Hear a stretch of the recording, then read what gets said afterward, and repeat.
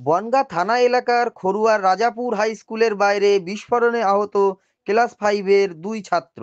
স্থানীয় সূত্রে জানা গিয়েছে, বনগাঁর খড়ুয়া রাজাপুর হাই স্কুলের পঞ্চম শ্রেণীর দুই পড়ুয়া টিফিনের সময় রাস্তায় বার হয়। স্কুলের পাশের রাস্তায় কাজের জন্য আজ সকালে পাথর ফেলা হয়েছে। সেই পাথরের মধ্যে দুটি তার দেখতে পেয়ে পড়ুয়ারা হাতে তোলে। পড়ুয়ার দাবি, হাত থেকে রাখার পর সেটি ফেটে যায় এবং বিকট শব্দ হয়।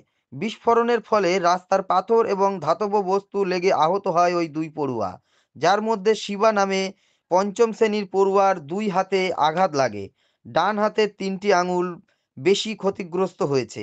এই ঘটনায় আতঙ্ক ছড়িয়ে পড়েছে ওই এলাকায়। কি থেকে বিস্ফোরণ তা খতিয়ে দেখছে পুলিশ। আমি স্কুল থেকে মানে খেলতে এসেছি, তখন আমি নিচে নেমেছি পাথর খুঁজতে, তখন ওখান থেকে উঠছিলাম তখনই ফেটে গেছে।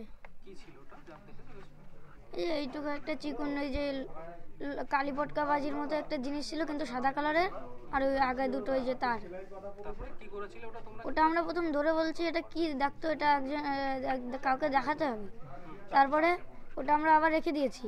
তারপরে যখন আমরা এইটুকু এইটুকু সাদা সাদা পাথর আছে ওখানে খুঁজছিলাম, খুঁজতে খুঁজতে নিচে গিয়েছি, তারপরে উঠে আসার সময় ডপ করে ফেটে গেছে। এই যে এখানটা এই যে এই হাতে সেলাই করেছে, আর এটা এমনি একটু কেটেছে।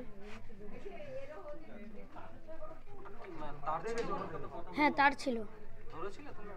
তার ধরিনি, কিন্তু ওই যেটা ওই যেটা ফেটেছে ওটা ধরেছি। শিবা রায়। হাইওয়ে।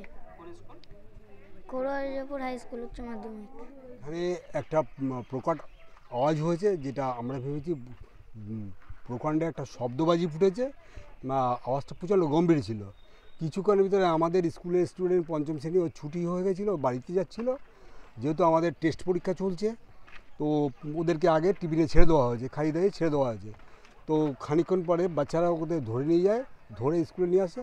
ওর হাতে, দুটো হাতে ইনজোর হয়েছে, মুখে ইনজোর হয়েছে, এবং ওর ভিতর দিয়ে কিছু মেটালের টুকরো টুকরো বেরোচ্ছে। এবং আমরা যতটা পেরেছি ফার্স্ট এড করে ওকে আমরা তৎক্ষণিক, মানে কিছু সময়টা অতিক্রম না করে আমরা ঠাকুরনগর যে প্রাথমিক স্বাস্থ্যকেন্দ্র, যেটা চাঁদপাড়া প্রাথমিক স্বাস্থ্যকেন্দ্রে নিয়ে গেছে। ওখানে দুইজন ডাক্তারবাবু দেখেছে, ওর স্টিচ হয়েছে, ওর যে মেটালের টুকরোগুলো বেরিয়েছে সবগুলো বের করে দিয়েছে। বের করে দিয়ে ওকে ওষুধপত্র দিয়ে ছেড়ে দিয়েছে। মানে এখনও ভালো আছে।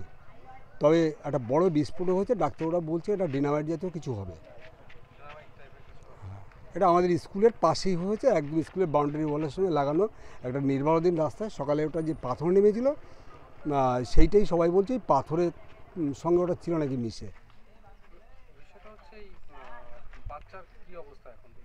বাচ্চা ডাক্তারবাবুর হিসাবে বাচ্চা ভালো আছে, এবং ওকে না ওকে ছেড়ে দিয়েছে, বাড়িতে চলে এসছে।